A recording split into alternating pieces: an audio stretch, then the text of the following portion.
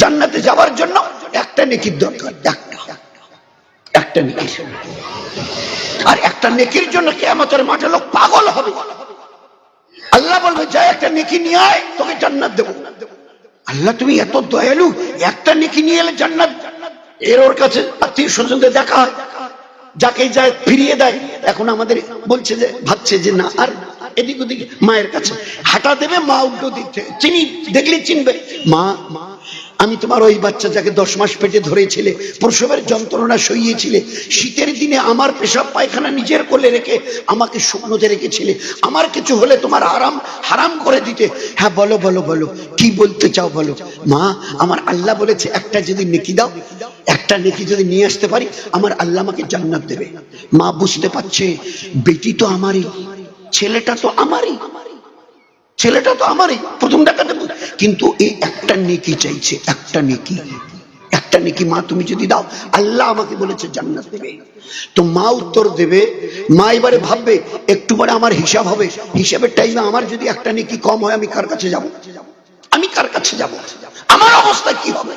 কারণ চতুর্দিক থেকে জাহান্নামের আযাব কানে পড়ছে হাসরবাসী। ওই অবস্থায় মা উত্তর দেবে, এই বেটি, এই বেটা, বড্ড ভুল করছিস। আসলে আমি তোর মা নই, অন্য কেউ তোর মা হবে, তুমি তাকে খুঁজে নাও। হ্যাঁ আমি দুনিয়ায় ছিলাম, আল্লাহর কসমকে বলতে পারি আমি কোনো বাচ্চার জন্মই দেইনি, আমি বাঁঝা মেয়ে ছিলাম। ওই দিন আসছে, নিজের পরিণতিকে দেখে রক্তের কান্না কাঁদতে কাঁদতে নদী বইয়ে দেবে। আর ওই অবস্থায় রক্তের নদী বইয়ে দিয়ে তোমাকে জাহান্নামে যেতে হবে। कोई पूछने वाला नहीं, there will be none one to ask you why you are crying। একজন ব্যক্তি খুঁজে পাবে না হাসরের ময়দানে যেই কথাটা বলি, কেন কাঁদছেন ভাই, এত কাঁদছেন যে রক্তের নদী বয়ে যাচ্ছে, এই কথাটা পুছনে ওয়ালা কেউ থাকবে না। তার আগে থেকে জীবনটাকে সামলাই, কি করব? সংক্ষেপে শেষ করে এই মাদ্রাসাগুলোর দিকে দেখ নজর। মানুষ সবার দুটো জিনিস আল্লাহ দিয়েছে, কোরআন ও হাদিসের এলেম। আর বাকি যেগুলো এলেন সরে সরে ক খ এবিসিডি, এখান থেকে শুরু করে হার্ভার্ড আর অক্সফোর্ড আর ক্যামব্রিজ ইউনিভার্সিটি পর্যন্ত কোন বাবা মা ছেলেকে যদি ওই ডিগ্রি নিয়ে এনে 50 লক্ষ টাকার চাকরি ছেলে মেয়েকে দেয়, আর আমরা যদি সবাই নিয়ে হাত জোর করে যদি জানতে চাই, সত্যি আপনাদের গর্ব করার মতো, আপনারা একটা কিছু করেছেন গর্ব করার মতো। ছেলে আর মেয়েকে হার্ভার্ড, অক্সফোর্ড, ক্যামব্রিজ ইউনিভার্সিটির শেষ, দুনিয়ার শেষ ডিগ্রি ছেলে মেয়েকে দিয়ে এনেছেন। বাবা বাবা। আচ্ছা একটা দয়া করে ছোট্ট উত্তর দিবেন, এই ছেলে আর মেয়ে যেদিন মারা যাবে সিধা জান্নাতে যাবে তো? যাবে তো? হিম্মত নেই, গোটা দুনিয়াওয়ালাদের হিম্মত নেই কথা বলে যে আমার এই ছেলে মেয়েকে অক্সফোর্ড, হার্ভার্ড, ক্যামব্রিজ ইউনিভার্সিটির ডিগ্রি দিয়েছি, মরণের পরে সিধা জান্নাতে যাবে। হিম্মত নেই বলা, কারণ আল্লাহর নবীর একদম মজবুত হাদিস, মান ক্বালা লা ইলাহা ইল্লাল্লাহ দাখালাল জান্নাহ, যার কাছে ঈমান আছে সে জান্নাতে যাবে, যার কাছে ঈমান নেই তার জান্নাতে তার সঙ্গে কোনো সম্পর্ক নেই। তো এই সরসরা থেকে যা শিখেছে, কোথাও আল্লাহ এই শব্দটা কোথাও নেই। গোটা সিলেবাস সরসরা থেকে ওই কোথাও আল্লাহ শব্দটা নেই। আর যার এক একটা করে অক্ষর নেকি দিয়ে, আজর দিয়ে, নূর দিয়ে, হেদায়েত দিয়ে ভরা।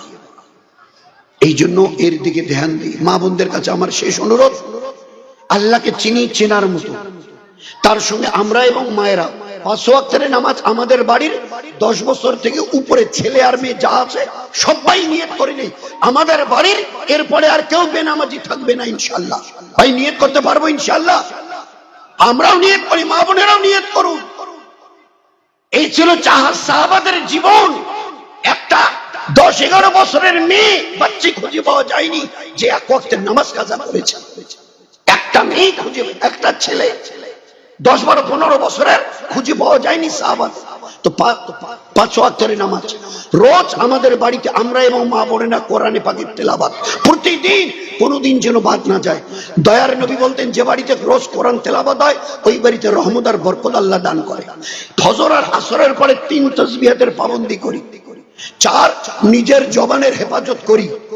গীবত, শিকায়েত, পরনিন্দা, পরচর্চা, এগুলো হারাম হারাম হারাম হারাম। আমিও তোমার আমাদের মা বোনেরা অপরের পরনিন্দা, পরচর্চা, গীবত, শিকায়েত যদি করি না, তার চাইতে উত্তম মা আপনার জওয়ান বেটা আছে বলে হ্যাঁ আছে, কয়টা বলে তিনটে, তিনটে জওয়ান বেটাকে দেখে মা আপনি যদি সেনা করেন ওতেও আপনার ওই গুনাহ হবে না অপরের পরনিন্দা, পরচর্চা, গীবত করার কারণে যে গুনাহ হচ্ছে। আমাদের কাছে এর কোনো জবাবই নেই যে গীবত কত বড় গুনাহ, পরনিন্দা কত বড় গুনাহ। তো নিজের জবানের হেফাজত, আল্লাহ জবান দিয়েছে একে অপরকে সালাম দাও, বাড়িতে বাচ্চা বাচ্চাদের বারবার সালাম দিয়ে এদেরকে আদত বানাও। মা বোন নিজেরা শাশুড়ি, সাহাবাদের মা বেটিকে বেটি, মাকে শাশুড়ি, বউকে বউ, শাশুড়িকে একার করতে আসসালামু আলাইকুম, আছে মেজাজ। বাচ্চাদেরকে কোথায় কোথায় আল্লাহ আল্লাহ, এবারটা আল্লাহ বল, হাতে কিছু দিয়ে আগে বিসমিল্লাহ বল, মুখে দিবে অথবা বাচ্চার হাতে দিবে আগে বিসমিল্লাহ বল, আগে বিসমিল্লাহ বল। একটা 1 বছরের বাচ্চা দাঁড়িয়ে পেশাব করছে, দৌড়ে গিয়ে মা দৌড়, না বাবা না না না, এভাবে দাঁড়িয়ে যদি পেশাব করো আল্লাহ রাগ হবে, আমাদের বাড়ির বরকত কেড়ে নেবে।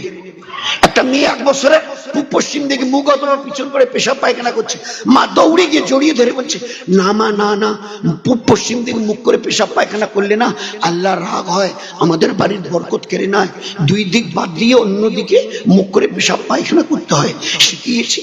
আমাদের বাড়িতে কেউ এলে গেলে সাহাবাদের মায়েরা বলতো তোমার নানু আসছে, খালা খালু আসছে, যাও গিয়ে সালাম দাও। 1-1.5 বছরের বাচ্চাকে আমরা শেখাতে পেরেছি। 5, 6, 8, 10, 15 বছরের মেয়েটাকে বলতে পেরেছি বেটি আল্লাহ তোকে ইমান ওয়ালি বানিয়েছে, ইমান ওয়ালি, আল্লাহ তোকে ইমান ওয়ালি বলে, তুই মাথায় একটা রুমাল দিয়ে বেরিয়ে যা, একটা ছোট্ট ওড়না তোকে মাথায় দিয়ে শেখাতে পেরেছি। তো আপনাদের 5 ওয়াক্তের নামাজ, রোজ কোরআনের তেলাওয়াত, সকাল বিকাল তাসবিহাতের পাবন্দি, নিজের জবানের হেফাজত, আল্লাহ আপনাদের শরীরটাকে বড় দামি বানিয়েছে, এই জন্য ঢাকতে বলেছে। পর্দা ফরজ, পর্দা ফরজ, বেপর্দায় থাকা গুনাহ কবিরা।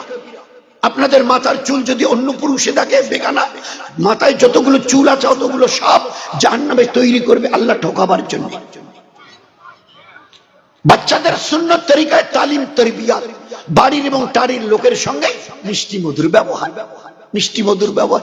খালি একদিন স্বামী স্ত্রী, নবী আর সময় দেখো বাকি আছে, স্বামী আর স্ত্রী শুয়ে আছে,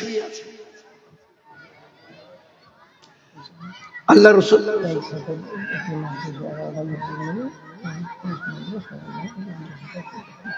ওইটা তো বলা হচ্ছে যে সবাই যেন মাদ্রাসার দিকে ব্যাঙ নজর রাখি, সবাই এটা পুরুষদের জিম্মেদারি, মা বোনের জিম্মেদারি। তো শুধু মা আয়েশা হুজুর সাল্লাল্লাহু আলাইহি ওয়াসাল্লাম স্বামী স্ত্রী শুয়ে আছে, খালি ইয়ের কি চলে বলেছে আমার ওই সতীন আছে না বুবু, বুবু ও একটু ওর চেহারাটা খাটো, সফিয়া ওর নাম, হযরত সফিয়া রাদিয়াল্লাহু আনহা সতীন।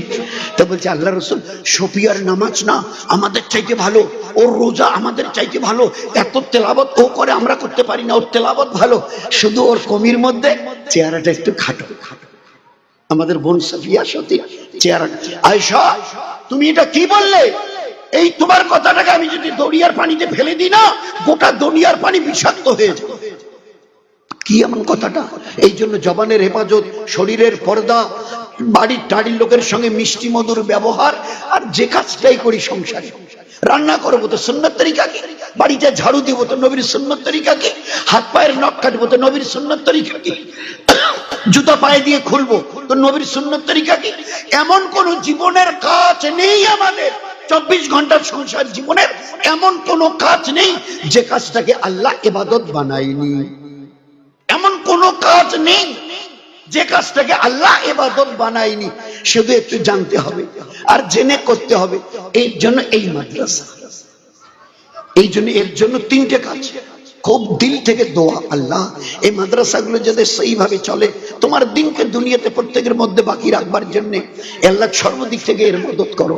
2 যখন যেখানে যেরকম প্রয়োজন হয় অর্থ করি দিয়ে একটু সাহায্য করি। 3 নিজেদের বাচ্চা বাচ্চাকে দেওয়ার চেষ্টা করি। আত্মীয় স্বজনের বাচ্চাদেরকে কালেকশন করে দিই, তো তিনটা কাজ করি আর দোয়া করি আল্লাহ যেন এই মাদ্রাসাগুলোকে সেইভাবে চলবার পুরো তরতিব আল্লাহ দুনিয়াতে কায়েম করেন। আমাদের নবী বলতেন আল্লাহ দুটো জিনিস দিয়ে আমাকে দুনিয়ায় পাঠিয়েছে, একটার নাম হচ্ছে ইলম, একটার নাম হচ্ছে হেদায়েত। চেষ্টা করবো ভাই ইনশাআল্লাহ, সবাই চেষ্টা করবো ইনশাআল্লাহ। এর জন্য দিল থেকে দোয়া, মেহনত, আর যখন যেরকম একটু অর্থকরীর প্রয়োজন হবে ঘর দরজা এটা ওটা, আর যার যেরকম ইস্তেদাদ আছে আমাদের জন্য আল্লাহ করার জন্য তৌফিক দেন। এর জন্য আমরা সবাই দিল খুলে এর জন্য দোয়া চাইবো, করবো চেষ্টা ইনশাআল্লাহ। আসসালামু আলাইকুম ওয়া রাহমাতুল্লাহি ওয়া বারাকাতুহু ওয়া আখির দাওয়ানা আনিল হামদুলিল্লাহ।